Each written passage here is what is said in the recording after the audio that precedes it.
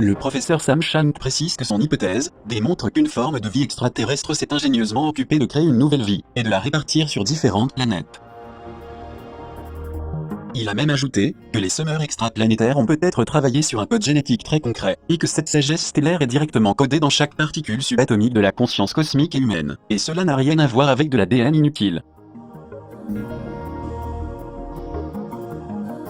Mais comment est-il possible que l'ADN qui a été intelligemment conçu puisse être appelé ADN poubelle? N'est-ce pas une façon de dissimuler l'ignorance scientifique, ou de sous-estimer la création divine, alors que personne n'approfondit le fait que nous avons un génome différent inséré dans notre organisme? Le docteur Francis Collins du projet du génome humain a déclaré que jusqu'à présent 33% de l'ADN total a été étudié.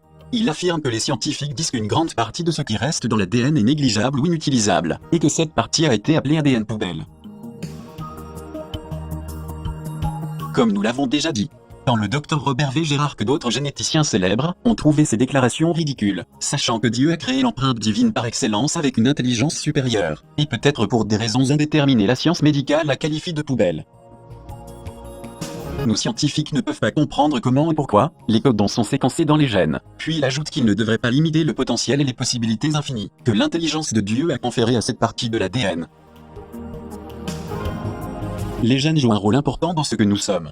C'est-à-dire que nous sommes constitués de gènes hérités de nos ancêtres. Mais aussi l'environnement et notre mode de vie font que certains gènes s'expriment et d'autres non.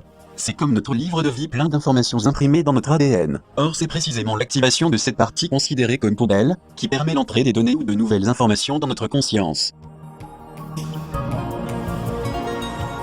Cela explique peut-être le fait qu'on parle très peu de la santé humaine dans son rapport avec les aliments transgéniques nuisibles, qui, en plus de ne pas être complètement digérés par l'organisme, provoquent également des réactions allergiques, développent la résistance aux antibiotiques, la prolifération de virus et de bactéries.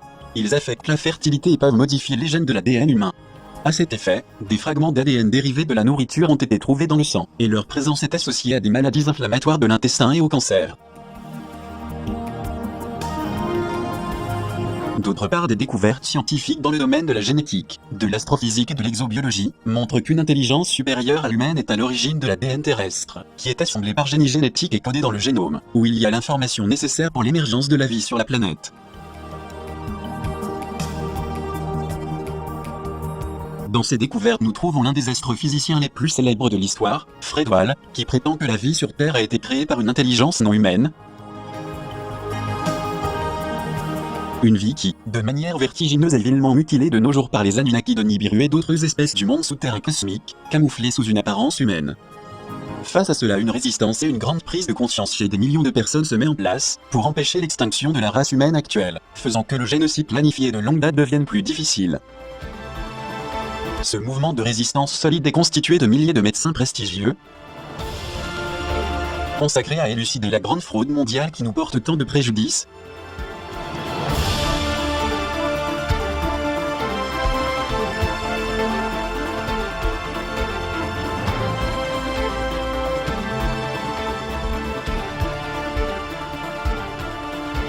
mais il y a aussi des scientifiques en bio-ingénierie,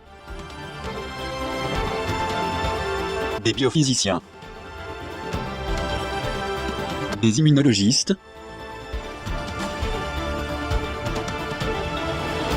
des biologistes moléculaires, virologues, épidémiologistes, infectiologues, microbiologistes, radiologues et des professionnels de la santé, qui fournissent des preuves concluantes montrant que la célèbre Covid-19 n'est rien de plus qu'une grippe semblable à la grippe saisonnière qui peut être guérie avec un simple traitement. On peut bien comprendre que lorsque l'humanité a été dépouillée de ses 12 brins d'ADN pour ne lui en laisser que 2,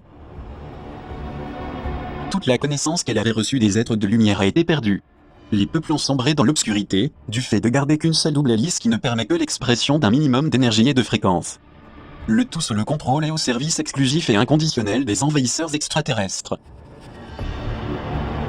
Parallèlement à cette mutilation des 12 brins de l'ADN humain, qui n'en a laissé que 2, se trouve le cas des enfants indigos, des arcs-en-ciel et des enfants cristal de la nouvelle génération. Bien qu'ils soient nés avec 3 hélices supplémentaires activées, pourvus de nouvelles capacités et d'une plus grande résistance aux maladies. Malheureusement, ils n'ont pas pu échapper à l'enlèvement du reste du génome d'origine.